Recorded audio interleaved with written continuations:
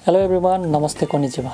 If you are engineering पढ्दै हुनुहुन्छ, engineering सखाउनु भयो, जागिर खोज्दै हुनुहुन्छ या जागिर गर्दै हुनुहुन्छ भने this video might be helpful to choose your career in Japan. In this video, म कुरा गर्नेछु नेपाली इन्जिनियरहरुलाई जापानमा जब अपर्चुनिटिज हो। जापानमा वर्किङको लागि भिजा अप्लाई कसरी गर्ने, भिजा पाउन कतिको सजिलो छ, कस्ट कति लाग्छ र के जापान साच्चै लङ टर्मको लागि सही कन्ट्री हो भन्ने जस्ता कुराहरु आजको भिडियोमा म चर्चा गर्नेछु। Before starting this video let me introduce myself. जापानिजमा चाहिँ जिकोसेओकाई भन्छ हैन।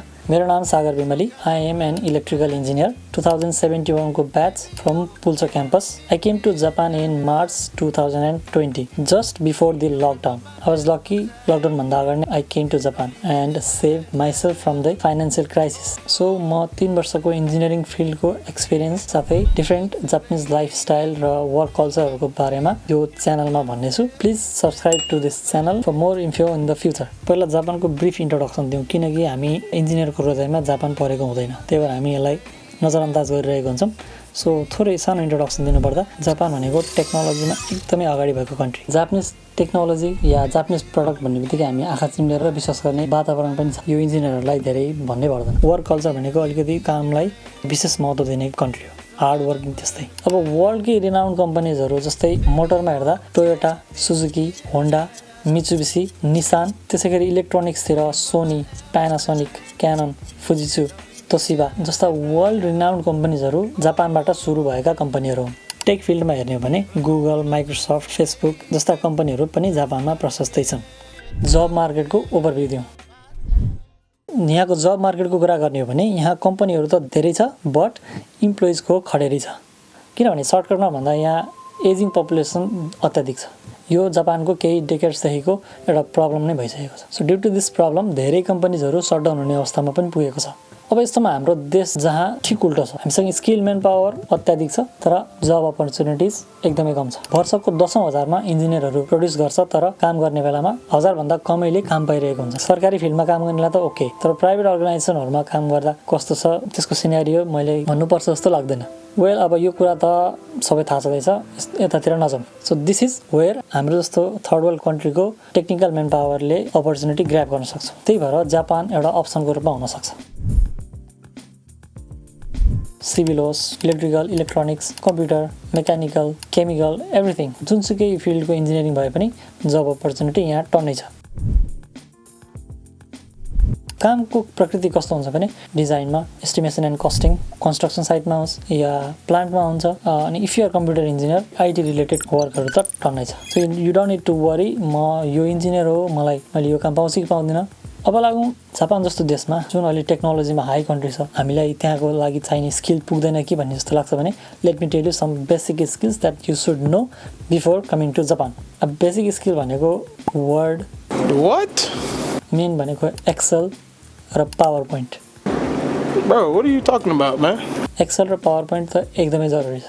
पावर पोइन्ट भयो, प्रेजेन्टेसनहरु दिनुपर्छ। पावर पोइन्ट अब हामीलाई इन्जिनियरहरुलाई यो पावर पोइन्टमा त खासै प्रब्लम हुँदैन। फाइनल इयरको डिफेन्समा जति पनि डिफेन्स गरेको छ यो हामीले सक्छौं। त्यसैगरी अब इन्जिनियर भइसकेपछि डिजाइनहरुको लागि अटोक्याड अनि अटोक्याड इलेक्ट्रिकल, मेकानिकलहरु भयो। त्यसैगरी अब यहाँ अरु सफ्टवेयर पनि हुन्छ। त्यो कुरा चाहिँ यता आएर सिक्ने, तर अटोक्याडहरु चाहिँ नेपालमै सिक्दै गर्देको राम्रो। जापानमा इंग्लिश ल्याङ्ग्वेज त्यति चल्दैन। सो बेसिक जापानिज ल्याङ्ग्वेज चाहिँ सिक्नै पर्छ। अब यहाँको सोसाइटीमा भिज्न, यहाँको काम गर्ने मान्छेहरुसँग कम्युनिकेट गर्न सबैतिर जापानिज हुन्छ। सो जापानिज ल्याङ्ग्वेज चाहिँ सिक्नै पर्छ। So these are the basic things you should learn before coming to Japan. अब लेट्स टक अबाउट एप्लाई चाहिँ कसरी गर्ने। सबभन्दा पहिला हामीलाई जापानमा वर्किङको बारेमा zero knowledge. So there is a need of a mediator or a guide भनौं। So if you say you want to apply independently, that's okay, fine. Chances छैन भन्न सक्दिन। तर जापानमा वर्क कल्चर कस्तो छ भने they don't easily trust foreigners. So they want a guarantor जसको through they can hire us. So त्यही भएर यहाँ सेउखाइ भन्ने कल्चर छ। सेउखाइ मतलब इन्ट्रोड्युस गर्ने कल्चर छ। That is why mediator चाहिँ धेरै पर्सेन्ट चाहिन्छ। अब यो बीचमा मेडिएटर भइसकेपछि पैसा टन्नै लाग्छ होला जस्तो लाग्छ नि। But this is the part where you guys might get surprised. अब यस्तो नि हुन्छ, यतिमा पनि जान सकिन्छ भन्ने जस्तो लाग्न सक्छ। अब सरप्राइज हुन्छ त भनिहाले, जेरो कस्ट।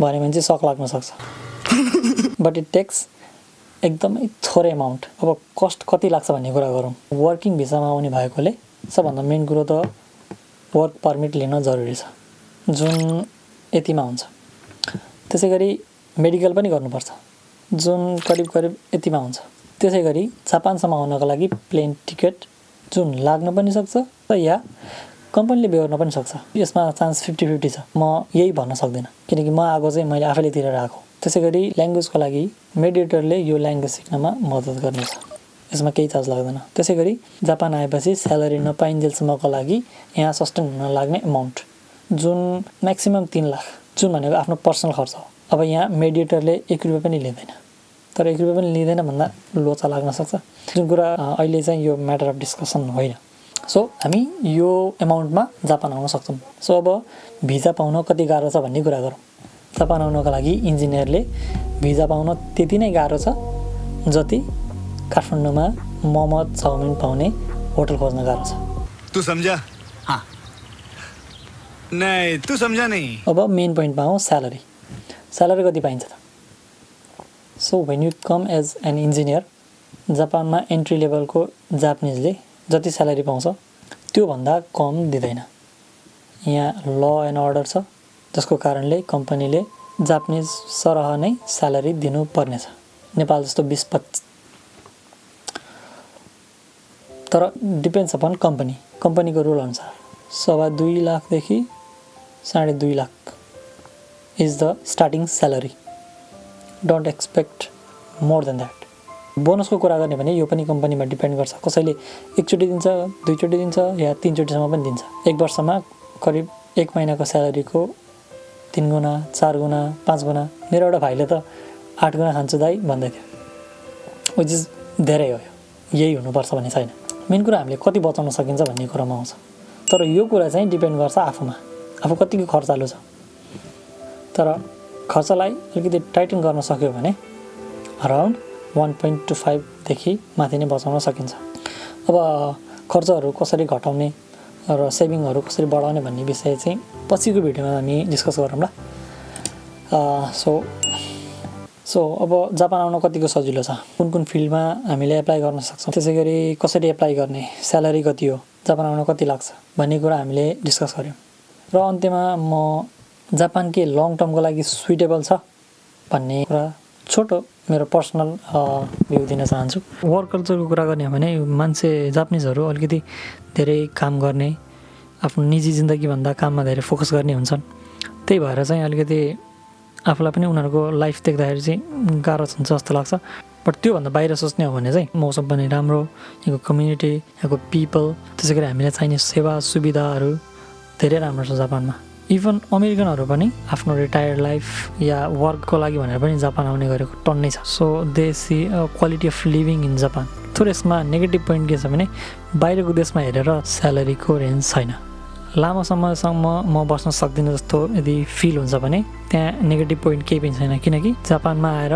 गरेको वर्क एक्सपिरियन्सले हामी अमेरिका अस्ट्रेलियाहरूतिर सजिलै जान सक्छौँ so this is the video for today I hope केही इन्फर्मेसन तपाईहरुले पाउनुभयो यदि यो भिडियो आफ्नो साथीहरूलाई पनि देखाउनु पर्छ जस्तो लाग्छ भने please share this video to them subscribe to this channel so मैले यो च्यानलबाट जापानमा इन्जिनियरिङको जब सम्बन्धी अन्य कुराहरू लिएर आउनेछु यहाँको कल्चर लाइफस्टाइल टेक्नोलोजिकल थिङ्सहरूसँग मैले यहाँहरूसँग परिचय गराउनेछु so keep in touch thank you for watching this video फेरि पनि सायोनारा सी यू सुन